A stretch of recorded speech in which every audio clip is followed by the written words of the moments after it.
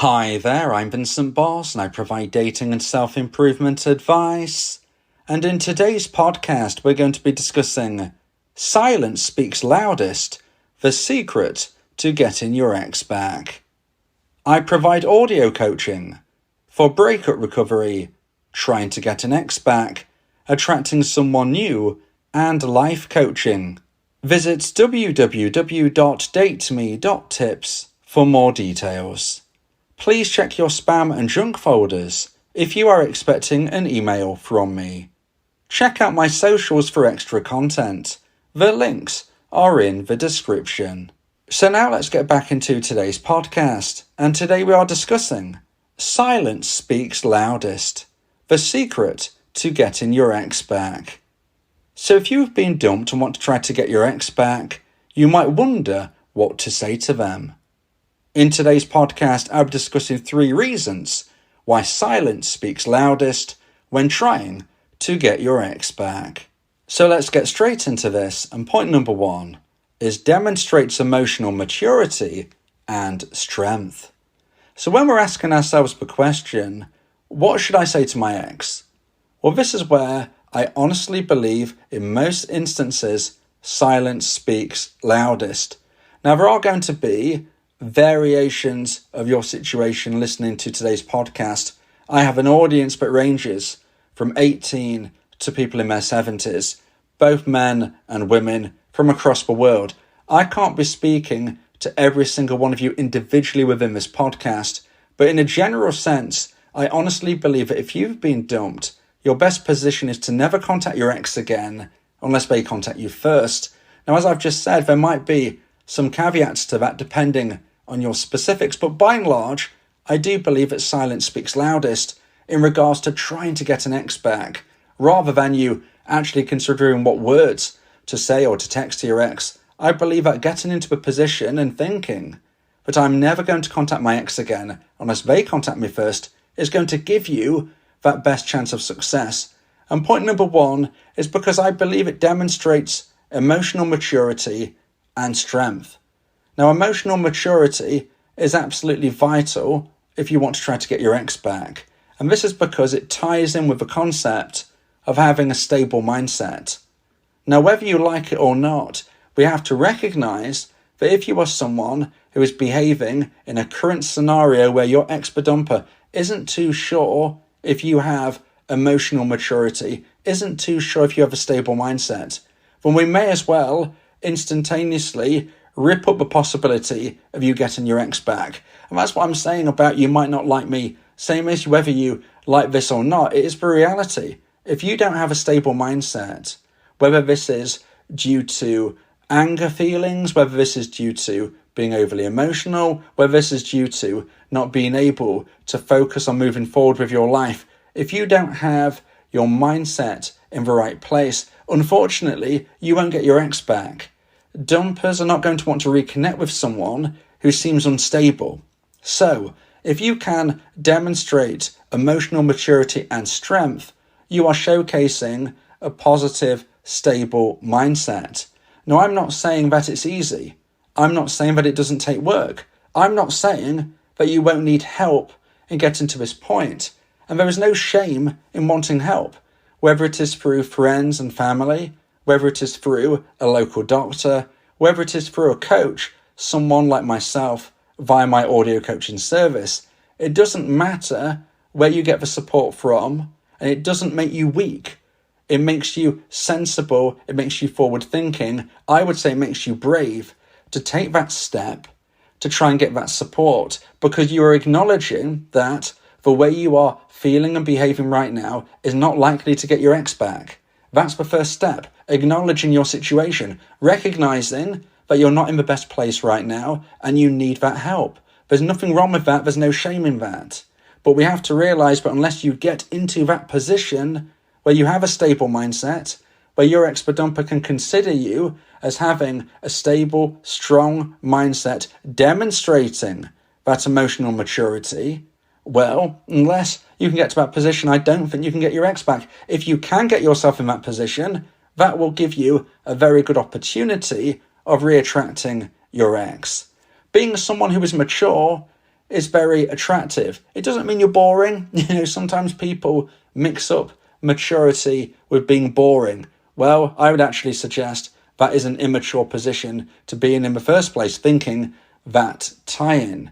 But for those of you who are worried about that, you can be mature and still fun. It doesn't mean you have to live a life where you're not having fun. What we're saying here is that you're living your life in a stable, mature, thoughtful way. That is attractive. You don't want to be acting like a 10-year-old kid, okay? If you're acting like a 10-year-old kid, you're not going to be able to have an adult, functioning, long-lasting, loving relationship. It's just not going to work. So you've got to make sure that your actions, that your behavior, that your lifestyle tie into someone who is mature. Now, if you think that you have every right to be behaving erratically due to the way you've been treated, again, I would suggest you need that support. I'm not saying that you've been treated correctly or right. I'm not saying that you don't have the right to feel upset. But what I am saying is you need to think things through in a stable way. If you behave erratically, if you behave in a way which is troublesome, that is not going to get your ex back. Two wrongs don't make a right if you think that you deserve and should be behaving in an angry, frustrated and bitter way. If you behave in that way, whether or not you think it is right and deserved, it's not going to get your ex back, okay? So try and remove that negativity. Try and remove that drama from your lifestyle. It's not going to help. And if you feel that you can't move forward without the support, then absolutely go and get it. As I said, no shame in it. I think it's sensible, I think it's brave, and I think it shows accountability and understanding of where you're at. That's absolutely fine, and I believe that if you do that, you can alter your mindset into a more positive state and get to the place where you need to be. Now, I can't guarantee you'll get your ex back, but what I can guarantee is you stand a much better chance of getting your ex back if you behave in that way. And if you're not chasing your ex, if you're not behaving in a dramatic, negative, needy, desperate, overly emotional way towards your ex or the world, if you don't behave in that way, then you increase your chance of getting your ex back. Whereas if you do decide to go down that destructive path, then I'm afraid you're not likely to get them back. So now let's get into point number 2 and the second point of today's podcast. Please like this video if you're watching on YouTube and subscribe to the channel. And point number 2 is create mystery. Now, if you decide to not chase your ex, if you decide to not contact your ex, whether that is calling them, texting them, knocking on their door, waiting outside where they work, wherever and wherever it may be, if you decide that you are going to use my version of a no contact rule, never contacting your ex again unless they contact you first, then you will be creating mystery. Because if your ex isn't hearing from you, then they're going to be wondering about you. And if they're wondering about you, well, they're going to be filling in the blanks about what you may be doing. And, as I've said in previous podcasts, for those of you who have listened, if we use our brain to fill in the blanks, unfortunately, it's not going to be helpful for us. You will know this yourself, dumpees. When you don't know what's going off with your ex, you will invent what you think is going off with them. And your brain, your mind, will not help you. It won't help you at all. You'd think it'd be your friend. You'd think it would be on your side. But unfortunately, it presents to you the worst case scenario and something which is not actually realistically or likely to probably be the case. But your mind plays tricks on you. It fills in those blanks with things which are not ideal. Now, here's the thing. Your ex-dumper is going through a very similar situation. If they don't know what you're doing, if they don't know who you're spending time with, if they don't know what you're thinking, then they will fill in the blanks. They will fill in the blanks, and their mind will also not be on their side. Their brain will also not be working for them in a logical way. Instead, they will start to invent stories, thoughts and feelings about what you may be doing. And it's not likely to be necessarily what you even are doing. This could be something which is really inflated. It could be this way, it could be that way. Ultimately, they don't know what you're doing. And that feeling of the unknown is going to create the mystery, the wondering, and hopefully, for a lot of you dumpees, it can start to develop into them missing you. Because if they don't know what you're doing, if they don't know who you're spending time with, they will invent it themselves. And this can create that void, that vacuum which needs to be filled by their own thoughts, which won't help them. Instead, it will work against them, and it will work instead for you. And this is what we want, dumpees. If you want your ex back, you need them to feel like they are unsure of your scenario. You have to make sure that they feel uncertain about your next move. They believe they know you inside and out. They believe that they know what you're doing every single day, every single hour. But if you're not telling them, if you're not reaffirming those thoughts and beliefs, all of a sudden they start to erode away. Okay, I thought my expert dumpee wouldn't be doing anything right now because normally they've got the evening where they would used to just spend time with me, and now I'm not with them, so they're alone. I really thought they might be texting me now, but they're not. What are they doing instead? They used to be with me at this point in the week, and they're not, but they're also not texting me. So what are they doing? And this is how a dumper's mind can start to spiral, to start to think about things which might be right, might be wrong. They just don't know. And that mystery, that wonder, that can play into your favour, dumpees. And why I believe when we consider the possibility of silence speaking louder than any actual words, and the secret to getting your ex back, it creates mystery, it creates wonder, and it can create missing you. Now, if you would like advice and support about how to try and increase the chance of one day getting your ex back, then you may want to consider my audio coaching service, where me and you can speak one-on-one about your unique specific situation.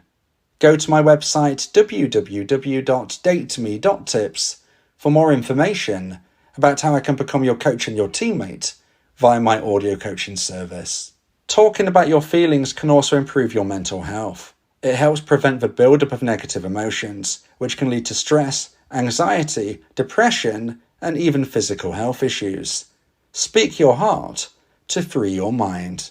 So now let's get into point number 3 and the final point of today's podcast about silence speaks loudest, the secret to getting your ex back. And point number 3 is it cuts off the value tap. Now this is the kicker. This is the one which can really increase that chance of getting your ex back by using the principles of silence speaks loudest, louder than any words you could actually say or text to your ex. And this is you are cutting off the value tap. Now, when you reach out to your ex, you are reaffirming their value. You are increasing their value. You are showcasing them as someone who deserves your time. Now, please don't get this confused. Your expert dumper is end of a relationship. They are very unlikely to actually want you to reach out to them. And there is somewhat of a paradox. They don't want you to reach out to them, but if you do, you are pushing them onto that pedestal. They don't want you to reach out to them, but if you do, you are giving them value. That is the value tap. You are switching the value tap on and giving them value with every text, with every call, with every time you knock on the door. They might not actually want you to be doing that, but subconsciously you are feeding their value. You're pushing them on that pedestal. You are saying that you deserve my time. I want to dedicate my time to you. I want to spend my valuable time texting you, begging you, pleading with you to come back to me. Please come back to me. I can't live my best life without you. I need you. You are giving them value. So what happens if you stop texting them? What happens if you stop calling them? What happens if you decide, I'm not going to wait outside where they work anymore. I'm not going to try and grab a quick word. I'm just going to focus on me, my own life, and not my dumper anymore. If you do this, if you decide to concentrate on you rather than them, you are cutting off a value tap.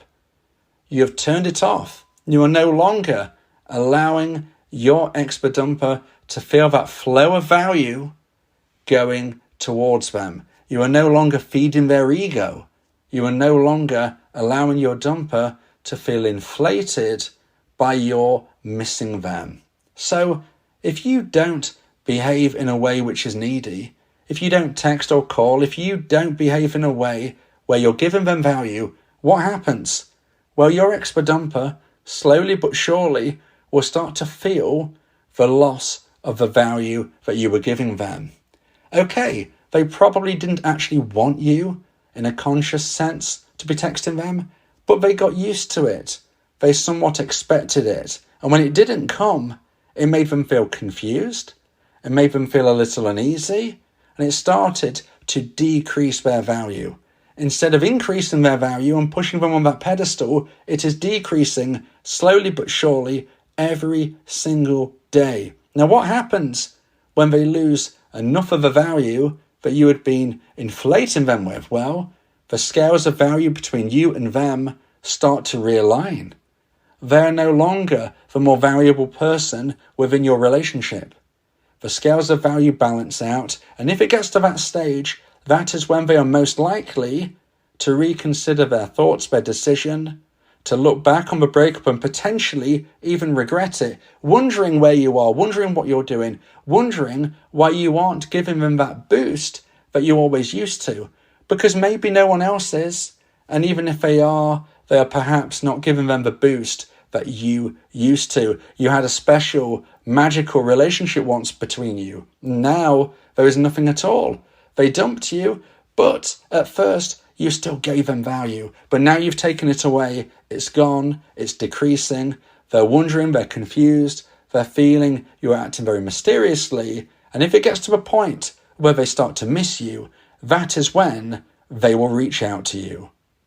If you believe that this podcast has helped you, then please consider buying me a coffee.